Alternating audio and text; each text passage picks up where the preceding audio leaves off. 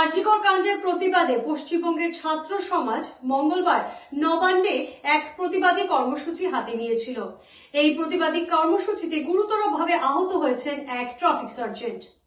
ইটের আঘাতে চোখ ফেটে রক্তপাত হতে থাকে। বুধবার তার বাম চোখে অস্ত্রোপচার হয়।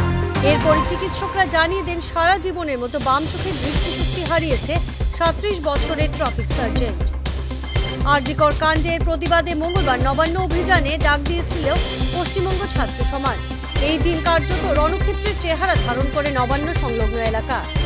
পুলিশ জনতা খণ্ডযুদ্ধের ফলে গুরুতর আহত হন কলকাতা পুলিশের traffic sergeant Debashis Chakraborty.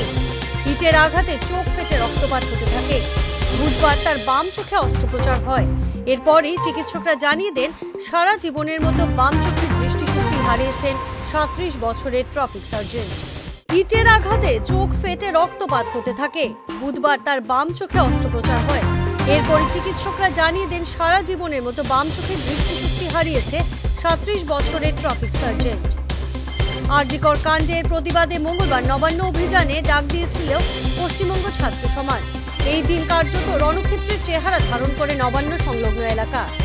Police জনতা খণ্ডযুদ্ধের ফলে গুরুতর আহত হন কলকাতা পুলিশের ট্রাফিক সার্জেন্ট দেবাশিস চক্রবর্তী। ইটের আঘাতে চোখ ফেটে রক্তপাত হতে থাকে। বুধবার তার বাম চোখে অস্ত্রোপচার হয়। এরপরই চিকিৎসকরা জানিয়ে দেন সারা জীবনের মতো বাম চোখের দৃষ্টিশক্তি হারিয়েছেন 37 বছরের ট্রাফিক সার্জেন্ট।